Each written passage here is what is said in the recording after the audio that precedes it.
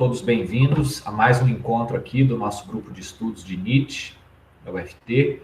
Hoje, dia 18 de junho, quinta-feira, agora são 19 horas e 1 minuto. Falei sobre o parágrafo 13, aonde ele usa a metáfora da ovelha e da ave de rapina para representar os tipos humanos, o tipo fraco, inibido, ressentido, sacerdotal, e o outro tipo, né, expansivo, corajoso, agressivo, que é o tipo, o guerreiro.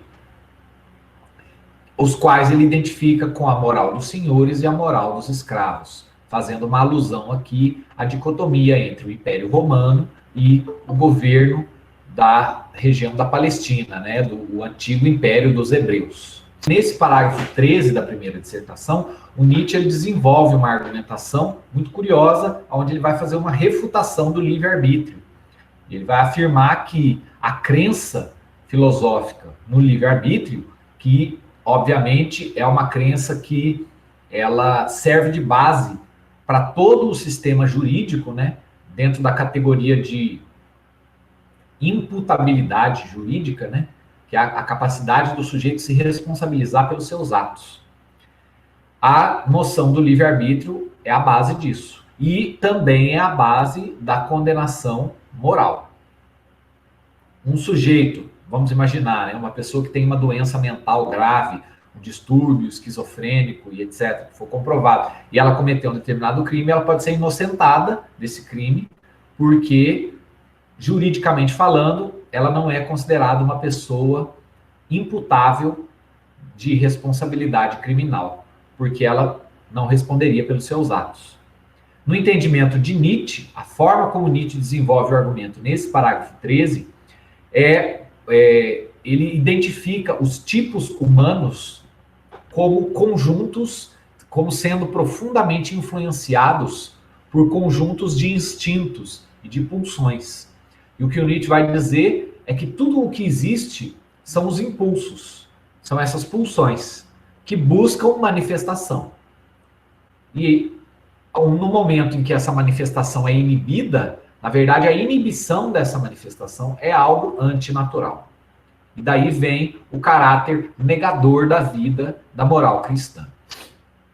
A gente conversou um pouco sobre isso. O Nietzsche ele vai dizer, né, ainda no parágrafo 13, que a crença no sujeito agente, e, portanto, a crença que está por trás da estrutura da crença filosófica do livre-arbítrio, ela estaria baseada numa ilusão gramatical, entre aspas, né, na sedução da gramática. Porque dentro da estrutura gramatical das línguas, pelo menos das línguas ocidentais, boa parte delas, nós temos um sujeito, agente, e o predicado. Ou, no caso, o sujeito e o verbo, que representa a ação do sujeito. No entendimento de Nietzsche, essa estrutura linguística faz com que a humanidade se iluda a respeito do livre-arbítrio. E, portanto, considere os seres humanos como livres para agirem da forma como quiserem. Eu também mencionei que esse argumento de Nietzsche, considerando-se o caráter polêmico da genealogia da moral, né, ele pode ser interpretado, obviamente, de várias maneiras, mas ele pode ser interpretado, uma das maneiras de se interpretar esta refutação de Nietzsche do livre-arbítrio é a de que, na verdade, ele está apenas fazendo um experimento filosófico e ele, portanto, não estaria desenvolvendo aqui uma tese ontológica, ele não estaria enunciando uma argumentação filosófica, um conjunto de argumentos sobre a natureza do ser humano. Ainda sobre a sedução da linguagem, eu mencionei que, como que essa reflexão de Nietzsche também é possível de se estabelecer um diálogo entre ela e a hipótese de Sapir-Whorf, lá da linguística, né? Enfim, e aí, aonde nós havíamos parado, no caso, no parágrafo 13, era no trecho em que eu estava falando sobre a decadência. no entendimento, né, de Nietzsche, as transformações que vêm se realizando na segunda metade do século XIX, as transformações científicas, tecnológicas, né, elas não contribuem para romper esse quadro. Né? Que quadro? O quadro da unilateralidade da moral socrático-platônico-cristã. Pelo contrário, a condição da ciência e da tecnologia serve, na verdade, para intensificar ainda mais esse quadro. E eu estava desenvolvendo essa ideia, falando um pouco sobre a decadência, e aí o nosso tempo acabou estourando e a gente parou por ali. Então, hoje eu espero completar, né, a segunda parte do parágrafo 13, avançar rapidamente pelos parágrafos 14 e 15, que, na verdade, os parágrafos 14 e 15, eles não trazem muita coisa nova, diante de tudo aquilo que a gente já falou, a gente vai perceber que eles não trazem muita coisa nova. E, por fim, o parágrafo 16, que é uma antecipação de uma argumentação que depois vai ser retomada na segunda dissertação, aonde o tema do agonismo aparece de uma maneira muito forte, de uma maneira muito nítida, no parágrafo 16, que é o penúltimo parágrafo, e, por fim, o parágrafo 17, que, vamos colocar assim, a conclusão da dissertação. Eu vou continuar aqui a falar sobre o parágrafo 13, a segunda metade, onde eu estava falando sobre a decadência. Eu havia já iniciado esse desenvolvimento, né, dizendo que o conceito de decadência, de forma geral, ele diz respeito a um processo de desagregação ou de desorganização das partes em relação ao todo. E que é um conceito que foi originalmente cunhado por um escritor francês chamado Paul Bourget, numa obra chamada Ensaios de Psicologia Contemporânea. Esses ensaios, eles datam de 1886, né? Ou seja, um ano antes da redação. Na verdade, eles foram escritos em duas versões, né? Duas metades, vamos colocar assim. A primeira, em 1883, e depois a segunda, em 1886. Vale mencionar que esse conceito de decadência, ele aparece especialmente, é um livro de crítica literária, vamos colocar assim, né? O Paul Bourget, ele tem os capítulos falando sobre vários escritores da literatura, vários, né, escritores de sucesso, como Hippolyte Taine, Gustave Flaubert, Charles Baudelaire, né, Ernest Renan, o Stendhal. Na segunda edição, né, tem um comentário, um capítulo sobre o Alexandre Dumas, o filho, né, do famoso Alexandre Dumas, os irmãos Goncourt e o Ivan Turgenev, né, o Ivan Turgenev, que foi aquele escritor russo que escreveu a obra Pais e Filhos, sobre a qual nós já havíamos conversado anteriormente. Na metade do parágrafo 13, o Nietzsche está falando sobre a decadência. Nesse livro dos Ensaios de Psicologia Contemporânea, é um livro que não tem tradução para a língua portuguesa, tá? A única versão que eu conheci foi diretamente do francês, então eu não consegui ler, eu realmente conheço muito pouco sobre essa obra, eu não tenho frequentação no idioma francês, mas a ideia básica que está por trás deste livro é a de que esse conceito de decadência, né, que o Paul Bourget se utiliza para fazer um comentário crítico sobre a obra do Baudelaire, né, ele cunha esse conceito para falar tanto de fenômenos artísticos como de fenômenos sociais. O processo de desagregação ou de desorganização das partes relativamente ao todo. Considerando-se uma metáfora, né, numa compreensão ideal de uma sociedade assimilada a um organismo, né, como sendo o exemplo máximo de uma sociedade bem organizada, seria uma colmeia de abelhas, ou um formigueiro, ou um ninho de cupins, né, onde cada indivíduo sabe qual é a sua determinada função social e subordina os seus esforços em função do bem maior, que obviamente era a premissa também de todos os discursos nacionalistas que estavam fervilhando na Europa naquela época. Bom, diante dessa metáfora de uma sociedade ideal, o Bourget ele vai dizer que o que é a decadência? A decadência é quando o indivíduo decide, né, ou por algum tipo de fenômeno, que pode ser de natureza individual ou coletiva, os indivíduos deixam de subordinar a sua própria energia aos propósitos do Estado e passam a concentrar as suas energias no seu desenvolvimento individual, exclusivo. Né? E isso, considerando-se dentro de uma ideia do metabolismo, né, que é a linguagem que o Paul Bourget usa, né, a gente pode perceber que isso vai gerar uma disfunção, porque aí os órgãos eles não estão trabalhando mais em sincronia com as suas funções subordinadas. As células adquirem proeminência sobre os órgãos adquirem proeminência sobre o próprio organismo. Isso é a decadência. Do ponto de vista literário, né, eu vou ler aqui algumas linhas do próprio Bourget. É um trechinho curto. Ele vai dizer, né, uma mesma lei, ou seja, essa lei da decadência, governa o desenvolvimento e a decadência desse outro organismo que é a linguagem. Um estilo de decadência é aquele no qual a unidade do livro se decompõe para dar lugar à independência da página, no qual a página se decompõe para dar lugar à independência da frase, e a frase para dar lugar à independência da palavra. Os exemplos abundam na literatura atual, corroborando essa hipótese e justificando essa analogia. Tá? O Bourget, ele vai fazer uma apreciação positiva desse fenômeno.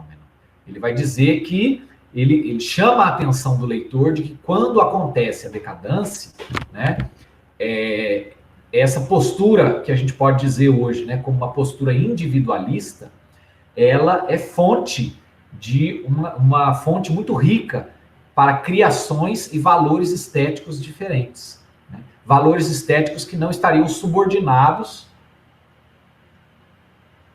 a um determinado tipo de cânone estético, a um determinado tipo de orientação macro que regularia as obras. Tá?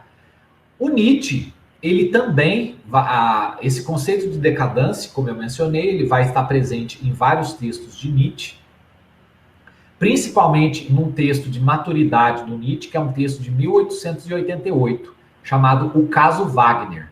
Neste texto, o Nietzsche ele faz, inclusive, uma citação quase que literal do Paul Bourget. Tá? Mas o Nietzsche ele vai fazer uma crítica disso.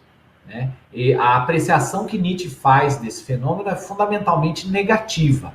Tá? E aqui eu vou pedir a licença para vocês para ler esse trechinho, né? Que está na obra O Caso Wagner, está no 7º parágrafo do Caso Wagner. Tá?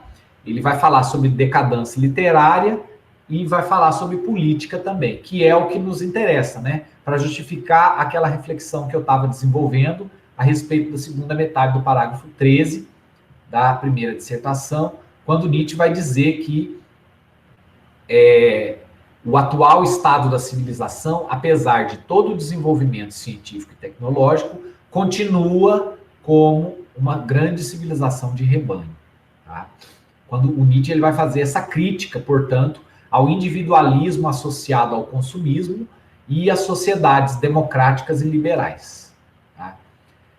Um trechinho aqui breve.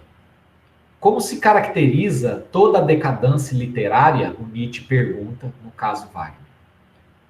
Com o fato de que a vida não mais habita o todo.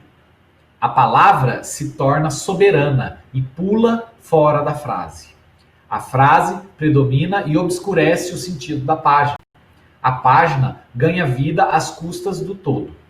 O todo não é mais todo. Mas isto é uma alegoria para todo o estilo da decadência. A cada vez, anarquia dos átomos, desagregação da vontade. Entre aspas, liberdade dos indivíduos, falando moralmente. Expandido para uma teoria política, abre aspas, direitos iguais para todos. Fecha aspas. A vida, a vivacidade mesma, a vibração e exuberância da vida, confinada nas menores formações. O resto, pobre de vida. Em toda parte, paralisia, esgotamento, enrijecimento ou hostilidade e caos. Ambos saltando cada vez mais aos olhos, quanto mais se acende a formas de organização mais elevadas. O todo, absolutamente, não vive mais. Ele é justaposto, calculado, artificial. Um artefato.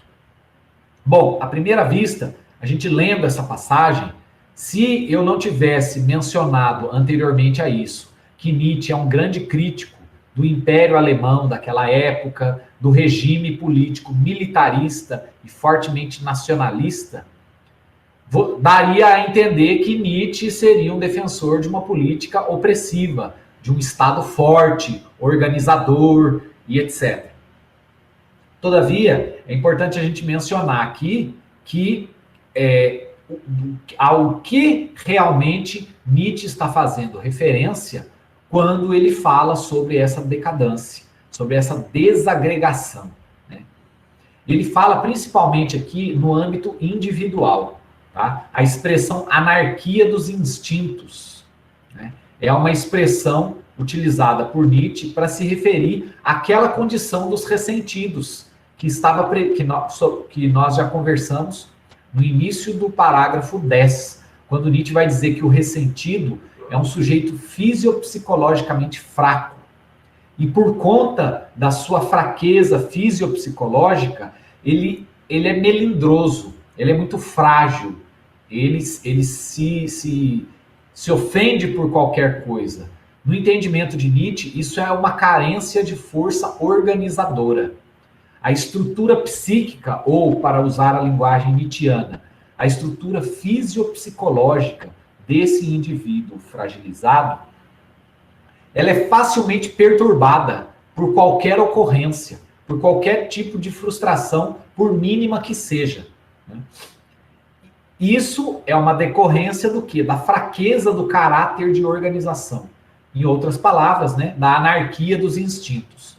No Crepúsculo dos Ídolos, Nietzsche vai voltar a falar sobre essa expressão também, se referindo a esse assunto, quando ele vai falar da figura de Sócrates. No entendimento de Nietzsche, Sócrates era um grande, uma pessoa que tinha uma fraqueza fisiopsicológica muito grande.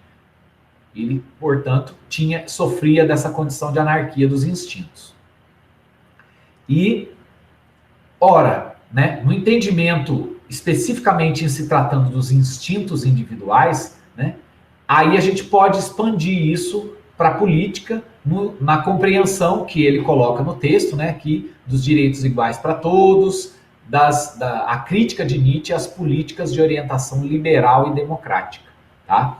Quando o filósofo afirma que as reivindicações burguesas modernas de liberdade e igualdade, apoiadas no humanismo, né, que defende as liberdades individuais, a propriedade privada e o livre-arbítrio, né, ele vai dizer que tudo isso não consegue ocultar suas raízes profundamente ainda ligadas à moral cristã. Tá? E aqui a gente pode mencionar o aforismo 62 do Anticristo, por exemplo, onde Nietzsche vai falar que, né, o ideal democrático de igualdade de todos perante a lei é uma derivação do princípio religioso de igualdade de todos perante a Deus. Tá? Ou ainda, né, a gente pode mencionar aqui uma outra passagem de Além de Bem e Mal, que é Além de Bem e Mal 202.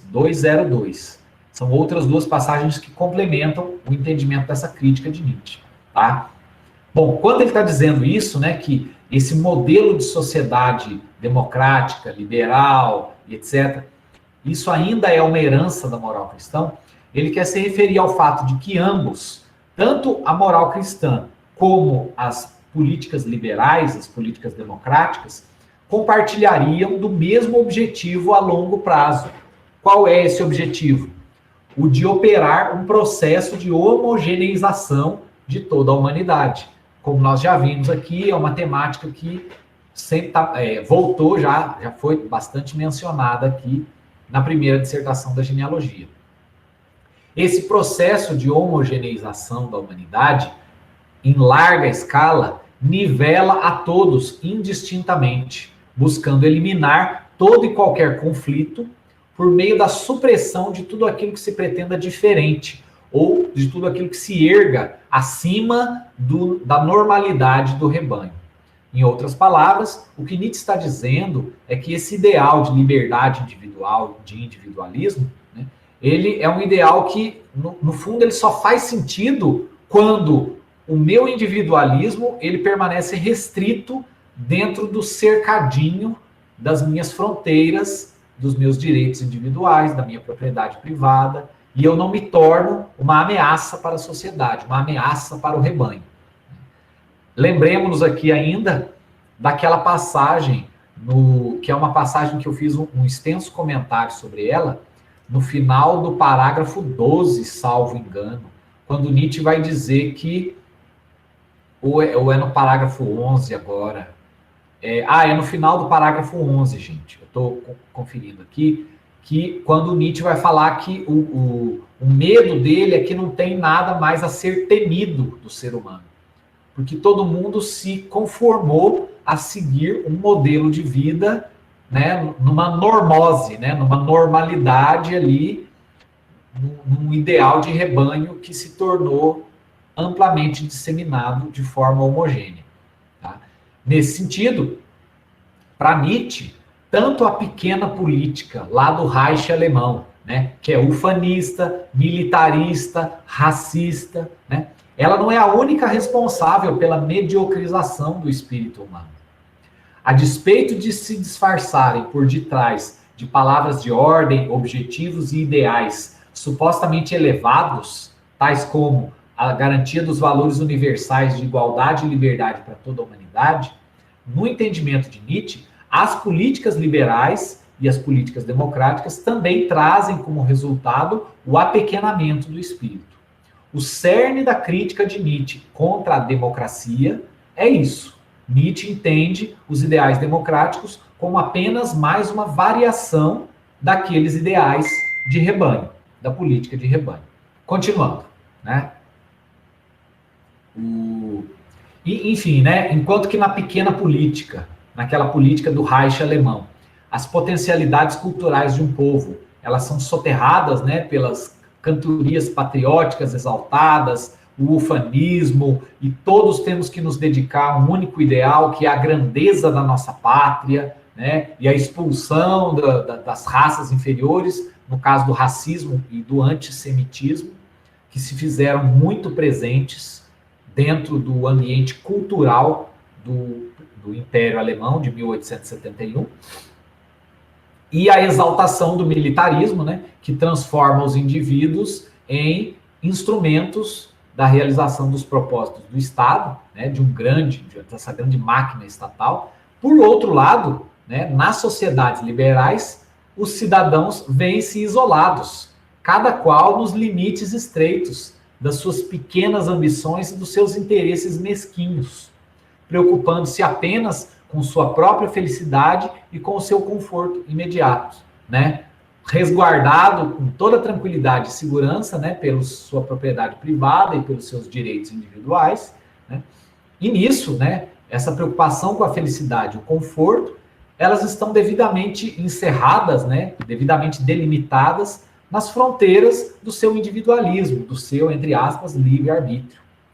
É a isso que eu entendo que Nietzsche se refere quando ele fala, lá na frase que eu havia lido, né, o trechinho do caso Wagner, quando ele vai dizer, né, que o todo absolutamente não vive mais. Ele é justaposto, calculado, artificial, um artefato. Em outras palavras, né, a sociedade, o que ela se resume, o que ela resulta nisso, né? Numa dinâmica infinita e interminável de pequenas disputas medíocres entre as pequenas ambições individuais e os interesses, que é uma característica dos regimes democráticos e liberais, nos quais cada cidadão se preocupa apenas em garantir para si o seu conforto e a sua satisfação imediatas. Não há ambições culturais elevadas, não há projetos de longa duração. A sociedade se transforma num deserto, num grande amontoado de pequenas criaturas de mente limitada. Os últimos homens, míopes, medíocres, animais de rebanho. Nesse sentido, tá? Nietzsche conclui essa crítica, né, dizendo que todas as diferentes modalidades da política contemporânea só contribuem para mediocrizar a humanidade, criando como consequência essa figura do último homem. A ideia do último homem nada mais é do que o homem de rebanho, que está mencionado no discurso inicial do Assim Falou Zaratustra. Tá? E com isso eu espero ter esclarecido um pouco dessa crítica que o Nietzsche faz às sociedades democráticas e liberais. Algumas observações interessantes vale a pena ser mencionado, né? O agonismo, como eu já havia falado, o agonismo é um tema que ele aparece de uma maneira muito nítida, vinculado a preocupações democráticas na atualidade. E que hoje em dia, né, toda e qualquer apropriação das ideias de Nietzsche para se discutir esses problemas, principalmente o agonismo, tem que se ver também com a crítica de Nietzsche à democracia. Esse é um esclarecimento que a professora Caterine já nos fez, naquela ocasião da fala dela, mas eu acho que vale a pena mencionar aqui novamente. Trata-se, evidentemente, de uma apropriação das ideias de Nietzsche, uma apropriação deliberada, e que independe, né, que não leva em consideração as crenças particulares do próprio Nietzsche.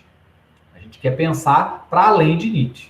Porém, é importante frisar que, de fato, ele era um notório crítico da democracia. Além disso, tá, aqui é importante mencionar também que a preocupação principal de Nietzsche, que a gente não pode perder de vista, tá? Nietzsche, ele não tem uma discussão muito intensa sobre a política. Nietzsche, ele faz, obviamente, uma crítica a praticamente todas as modalidades de regimes políticos da sua época. E ele, por quê? Porque o foco, a preocupação principal do Nietzsche não é com a política. Ele não tem uma proposta política, vamos colocar assim, que seria um regime político ideal.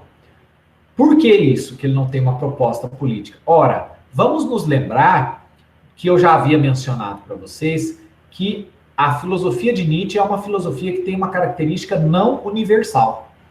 Se é não universal, é um tipo de escrito filosófico, é um tipo de proposta filosófica, que a ideia dela não é que ela seja praticada por todos, mas que apenas poucos. E aí eu me lembro aqui da referência que eu fiz à metáfora do livro Assim Falou Zaratustra, né?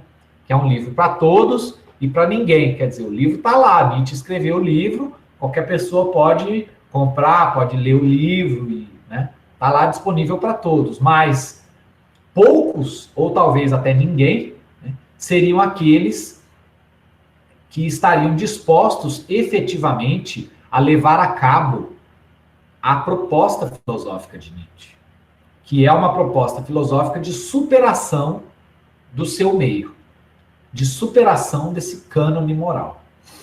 A gente já conversou um pouco sobre isso, estou apenas retomando aqui essas ideias. Nesse sentido, a gente pode entender, fazendo ainda uma ponte com a observação que eu havia feito há 15 dias atrás, a respeito das figuras de Napoleão, do César Borgia e do Bismarck, né? A despeito dessas três figuras representarem, do ponto de vista político, né, a noção de um ideal absolutista, grandes figuras, imperadores, etc., tá? Nietzsche ele vai elogiar o Napoleão e o César Borgia e vai criticar enormemente o Bismarck, né, o chanceler Otto von Bismarck, que era uma figura política chave na unificação da Alemanha, tá? Por quê? Porque Napoleão e César Borgia, eles representam o surgimento do novo, do diferente, no âmbito dos valores, tá? É o rompimento com o status quo político que até então vigia anteriormente. O César Borgia como um símbolo do Renascimento, e, portanto, o Renascimento quer dizer um rompimento com a velha ordem feudal da Idade Média, e Napoleão, um rompimento com os ideais de igualdade, liberdade e fraternidade da Revolução Francesa. Tá? Essa ideia do indivíduo destacado que surge rompendo, né, inaugurando o novo, isso para Nietzsche é um símbolo de grandeza. É algo que Nietzsche valoriza muito nas suas reflexões. Tá? Além disso, vale mencionar aqui um outro aspecto, né, que são as reflexões de Nietzsche sobre os nihilistas russos, né, a fúria destruidora dos nihilistas russos. Ora, essas três figuras, né, Napoleão, César Borgia e os nihilistas russos, elas podem ser identificadas dentro do discurso das três metamorfoses do Zaratustra ou do discurso das três transformações do Zaratustra, dependendo da tradução. Elas podem ser identificadas com a figura do leão, com a metáfora do leão, com a força destruidora que irrompe, né? O leão como símbolo da força, da agressividade, que irrompe para justamente destruir aquilo que está estabelecido. Em contraposição, a primeira metáfora, né? Que é a figura do camelo, que é o sujeito, o animal que se arrasta pelo deserto, levando uma carga pesada nas costas. Se a gente entender essa metáfora que Nietzsche está falando aqui de valores, né, a carga do camelo, a carga pesada do camelo, são os valores da moral socrático-platônico-cristã que ele carrega nas costas, obediente, submisso, né, um animal dócil àqueles valores. O leão é um animal que rompe com isso, é a agressividade. Ele é um animal selvagem, indócil, forte, poderoso. Né? Ele representa esse momento de rompimento, a fúria dos nihilistas russos, que queriam destruir a sociedade. Obviamente aqui, lembrando-se, né, que essa ideia dos nihilistas russos como anarquistas destruidores é um estereótipo da época. Eu cheguei a mencionar aqui, haviam grupos de nihilistas russos que se ocupavam em publicar jornais, escrever revistas e jornais. Tá? Eram intelectuais, redatores lá, que divulgavam as suas ideias de orientação libertária, de orientação socialista, de transformação da sociedade, mas que nunca mataram ninguém. Mas haviam outros grupos, também intitulados, rotulados, né, na linguajar popular como nihilistas, que fizeram uma série de incêndios criminosos nas principais cidades russas da época, Moscou, São Petersburgo, Novgorod, e também fizeram vários atentados criminosos à bomba, inclusive chegando a assassinar o czar da Rússia, em 1881. Tá? Todo esse período de 1861, que foi o momento da libertação dos servos na Rússia, até 1881, quando os nihilistas finalmente conseguiram assassinar o czar, ele está muito bem registrado na literatura através da obra riquíssima do Dostoiévski, onde ele tematiza essas personagens, né? O homem superior lá no Crime e Castigo, né? A ideia do sujeito supostamente independente das leis, né? E que na busca pela consolidação do seu objetivo, ele não tem escrúpulos e ele pode chegar, inclusive, a matar muitas pessoas. O Dostoiévski ele discute essa ideia de uma maneira magistral. Né? Também no livro Os Demônios. E, por fim, naquela que pode ser identificada como a obra-prima do Dostoiévski, que é Os Irmãos Karamazov. Tá? Mas, embora o Nietzsche conhecesse algumas obras do Dostoiévski, a concepção que o Nietzsche tem sobre a figura histórica dos nihilistas russos não era diferente daquele estereótipo que era amplamente veiculado nos meios de comunicação da época. Ou seja, bandos de jovens destruidores que queriam acabar com tudo, explodir tacar fogo nas cidades, explodir os palácios dos governantes, matar os nobres, ou seja, aquela ideia da fúria destruidora. Tá? Mas aí é importante mencionar, né, complementando, que assim como o discurso são as três metamorfoses, né, as três transformações, a filosofia de Nietzsche ela não se detém nesse enfrentamento, mas ela busca avançar para além dele. Se por um lado nós temos na filosofia de Nietzsche essa vertente iconoclasta, vamos colocar assim, essa vertente libertária, essa vertente de realmente explodir tudo que está aí, né? E ele chega a falar textualmente disso, né? No parágrafo 1 do capítulo Por que Sou um Destino, no livro Et Homo, ele vai falar: eu não sou homem, sou dinamite. Né? Embora a filosofia de Nietzsche esteja marcada por esse tom libertário e agressivo, é preciso entender que a proposta filosófica de Nietzsche não se detém nesse enfrentamento, mas busca avançar para além dele. O que Nietzsche quer não é apenas, não é tanto explodir.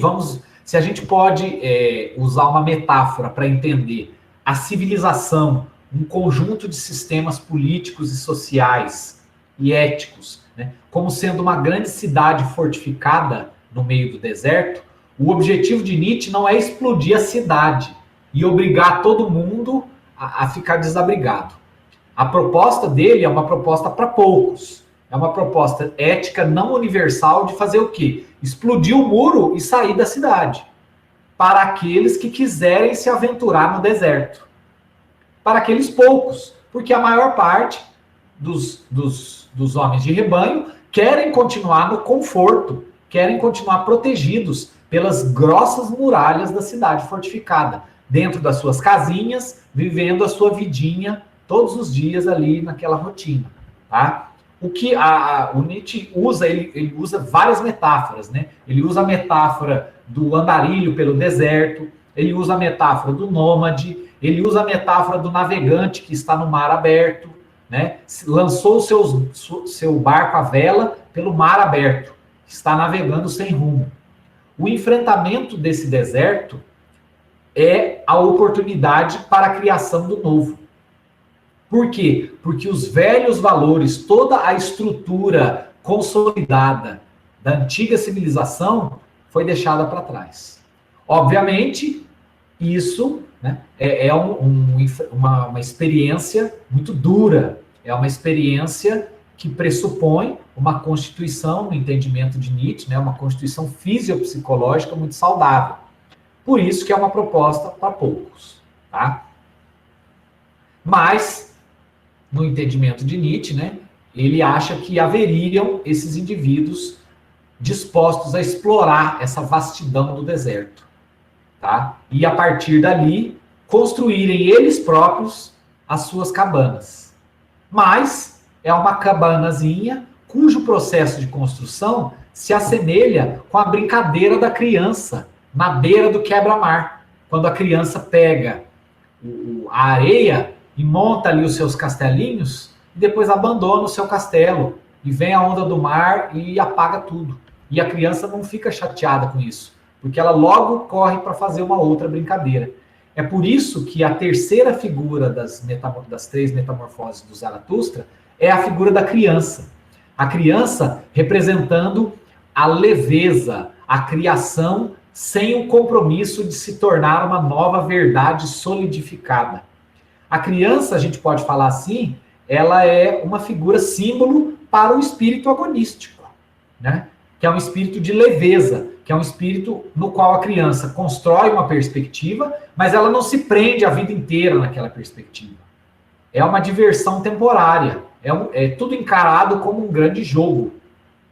E neste jogo, voltando à metáfora do homem no deserto, do nômade no deserto, ele vai construir uma cabanazinha ou outra ali, que possa lhe abrigar durante alguns momentos, mas depois ele abandona. Depois ele abandona aquilo. O indivíduo, nessa experiência de uma filosofia experimental, de uma experiência de um indivíduo como ele próprio sendo criador de valores, né, é uma experiência de criação de valores temporários, imperfeitos, interessados, demasiado humanos. Aí no finalzinho do parágrafo 13, o Nietzsche ele retoma aquela referência à noção do temor ao homem, né, de que hoje em dia não temos nada mais para temer, tá?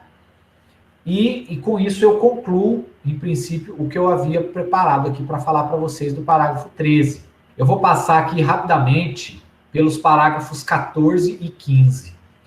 Eu não tenho muito a dizer sobre os parágrafos 14 e 15, porque, na verdade, eles são uma retomada das ideias que Nietzsche vinha falando até agora. Eles não trazem nada de novo, tá? No parágrafo 14, né, o Nietzsche ele faz ali uma breve narrativa fictícia, que ilustra e resume as ideias que haviam sendo expostas até então. Os conceitos mais importantes do discurso religioso tradicional, tais como o juízo final, a bem-aventurança no futuro e etc., esses conceitos seriam originados a partir do ódio, do rancor e da vingança, que é algo que nós já estamos vendo aí desde o parágrafo, até antes do parágrafo 10, né? E ele volta a falar nessa narrativa, né, de que as próprias virtudes cristãs, a mansuetude, né, o dar a outra face, o não reagir, o amor aos inimigos, o perdão, etc., elas seriam, em última instância, originadas de uma impotência. Tá? O parágrafo 14, a gente pode dizer assim, ele sintetiza essa perspectiva nova que Nietzsche tenciona construir sobre toda a moral socrático-platônico-cristã, como apenas mais um tipo de moral, como apenas uma perspectiva ética, formada com o objetivo de favorecer a vida de determinados tipos humanos, né? O objetivo de favorecer a vida desses tipos, cujos instintos mais fundamentais são os instintos de vingança, aí dentro daquela dinâmica do ressentimento que nós já conversamos. No parágrafo 15, né, ele busca referências em Tomás de Aquino, em Dante e em Tertuliano, para exemplificar essa tese que ele está desenvolvendo aqui, né, de que a moral cristã seria uma moral vingativa e de que, em última instância, toda a escatologia do cristianismo, a ideia de um juízo final, separação do joio do trigo, os bons vão ter recompensas no além, os maus vão ser punidos, isso tudo, no entendimento de Nietzsche, exemplificaria o anseio de vingança e, portanto, aí uma vontade de poder, né, uma vontade de potência, tá, que deseja se tornar predominante, uma determinada interpretação de mundo que quer alçar a predominância e, portanto, faz essa condenação incondicional e unilateral de tudo aquilo que é diferente. Tá? O objetivo de Nietzsche, com essa argumentação do parágrafo 15, é o de buscar situar o leitor no ponto de vista de considerar o discurso religioso tradicional como nada mais do que, eu já havia dito, né, no parágrafo 14, apenas mais uma visão de mundo ao lado de várias outras possíveis. E que, no entendimento de Nietzsche, como nós já vimos, esta visão de mundo socrático-platônico-cristã seria uma visão de mundo hostil à vida, seria uma visão de mundo que toma por princípio a vingança, a impotência, o ódio, o rancor e etc. Ao Paulo colocou uma pergunta. Professor, não te parece que o Nietzsche é contra qualquer sistema político pelo seu caráter universalizante? Mesmo quando elogia César Borges e Napoleão, faz mais pela moral que refutam e não por um sistema político que tenham proposto. Bom, Paulo, é uma vertente, essa vertente de leitura que você está propondo aí, a gente pode colocar assim, né, como um Nietzsche anarquista ou como um Nietzsche apolítico, é uma vertente de leitura muito interessante, tá? É uma maneira possível de se interpretar a filosofia de Nietzsche. Do meu ponto de vista, né, eu concordaria com você, sim, porque, como eu mencionei, eu acredito que a preocupação essencial de Nietzsche esteja situada no âmbito da ética, e não tanto no âmbito da política. E uma ética que não tem características de universalidade. Tá? Uma ética, como nós já vimos aqui, uma ética para poucos. Né?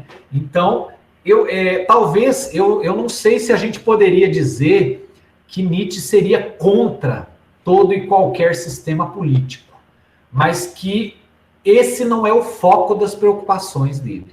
tá? Embora vale a pena ressaltar que existe dentro da literatura, dentro dos intérpretes de Nietzsche, leitores que fazem uma aproximação muito próxima entre Nietzsche e o anarquismo, entendendo-se aqui, né, o anarquismo não exatamente como a ausência de um sistema político, porque o anarquismo é um sistema político, mas como a ausência de um governo, nessa ideia de homogeneização, nessa ideia de universalização. O anarquismo ele seria um sistema político que permitiria, que teria essa característica de máxima liberdade possível, vamos colocar assim, justamente pela inexistência de um governo. E o máximo de responsabilidade possível. Existe um anarquista da primeira metade do século XIX. Ele está no período ali dos sucessores do Hegel. O nome dele é Max Stirner. Tá? Existem vários trabalhos relacionando as ideias de Nietzsche com Max Stirner. Todavia, aí eu não sei se a gente falar que o Nietzsche ele seria contra todos e qualquer sistema político, eu não sei se a gente pode. A gente precisaria fazer uma análise nos textos de Nietzsche para ver se a gente encontra precisamente esse tipo de afirmação, que até agora eu não encontrei. Tá? Eu diria que talvez ele não seria contra, mas não é o foco das preocupações dele. Tá? Assim como, né, obviamente, todos os filósofos, né, o Hobbes e o Maquiavel, por exemplo, eles não têm preocupações filosóficas sobre a estética. Né? E isso não é um demérito para a obra filosófica deles. Continuam sendo dois pensadores importantíssimos que influenciaram aí a história da humanidade e continuam influenciando, que merecem ser estudados. Assim também, a ausência de preocupação da parte de Nietzsche com relação à política, a gente pode entender talvez não como uma fraqueza filosófica ou como um demérito da sua filosofia, mas como simplesmente algo que não estava diretamente ali sob o seu interesse. Tá?